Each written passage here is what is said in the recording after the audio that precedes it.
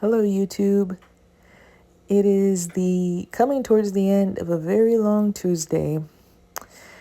Surprisingly, even though my family, we all stayed in because of the bad weather, I did not take any naps. And that is because I actually had stuff I had to do. Nothing too crazy or demanding. I won't bore you with those details either. However, one of the things I was able to do is to conclude this series of a South Texas sunrise. It was a little challenging. It was a bit frustrating. This was compiled into two separate videos.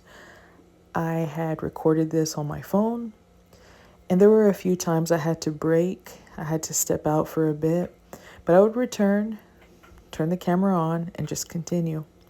No big deal. So by the time it came to putting all this together, I was like, where is that missing video? I thought, where's the second half of the video? I'm sorry. Because again, this was split in two. Had the first one, but I could not find the second one in my photo gallery. And I'm like, what? Man, I was just so bummed about that. I was just like, my goodness. The reason I was so bummed is because this took me a total of roughly 2 hours. You had about 54 minutes here, I think 59, 50 some minutes on the other video. And I was just like, man, it just felt like it was time wasted. But my husband reassured me that it's okay, it's not a total loss. I guess it's because I like to have things documented for you all. It's just something that I've quickly taken seriously, that I would like to show you all the process of the things that I do. I'm not saying every single little thing that I do in regards to art, but in the stuff that I'm currently working on. So I went ahead and I had created a video with that one and only a video clip. And then I had looked back at my photo gallery, and lo and behold, the second portion of this video was on my phone after all.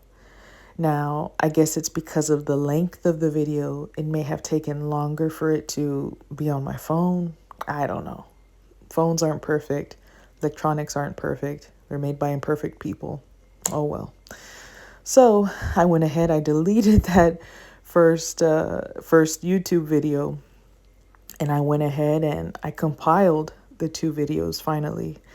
So here we are, wrapping it up, part 3 of a South Texas sunrise.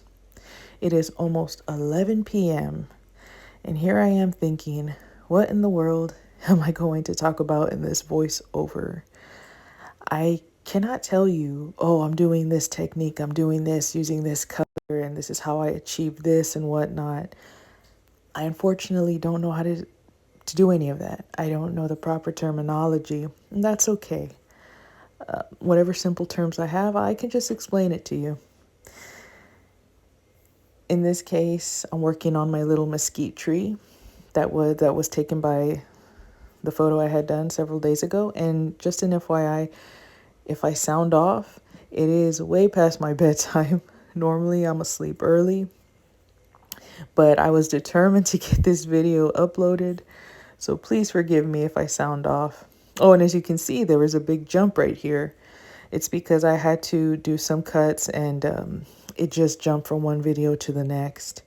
Again, those clips were just so long.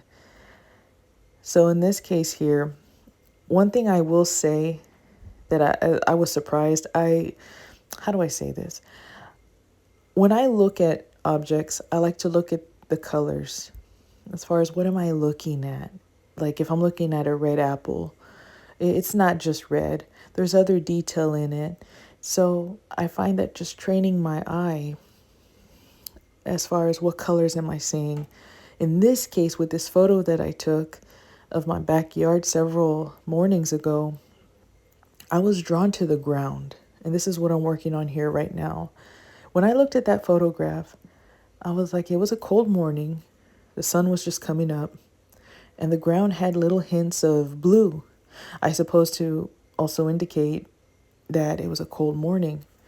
So besides the big primary color here, which was just, black, I also took, I believe the name of it is cobalt blue.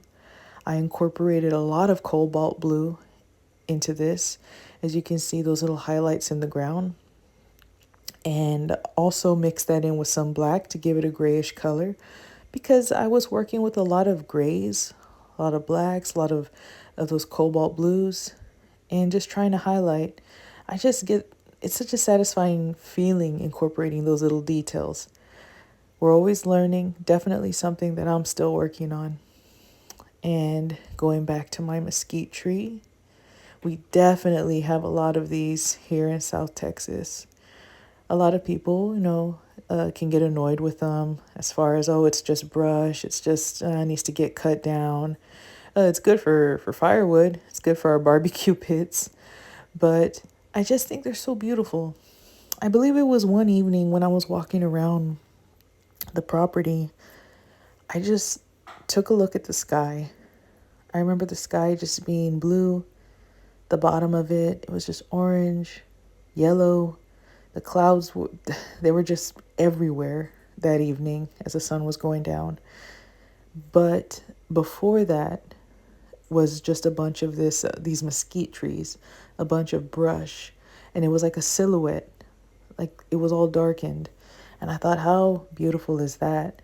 So I took a quick picture, and I ended up doing that, and it was titled A South Texas Evening, I believe.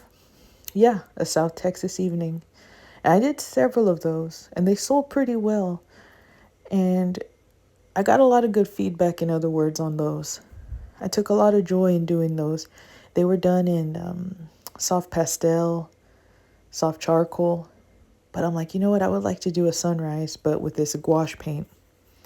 And one thing I did appreciate using gouache paint here was I did make a couple of mistakes with, there's a tiny little aloe plant is somewhere in the middle of this painting. You can barely see it. Well, I had to paint over it at one point, and because I made the mistake of incorporating dark upon incorporating my dark colors first when I should have just put like the background. I'm sorry, it's hard for me to explain. Just please bear with me. But long story short, my little aloe plant got very, very much smeared against the cobalt blue, but I ended up coming back with the gouache paint in black and redefining those aloe leaves, and I think it came out real nice in the end. It's not a masterpiece or nothing, but this was definitely a lot of fun, and I know I say that about every project I do. It's because it is a lot of fun. It's very relaxing, very pleasurable, and as you can see, I'm signing my signature, and here's the final product.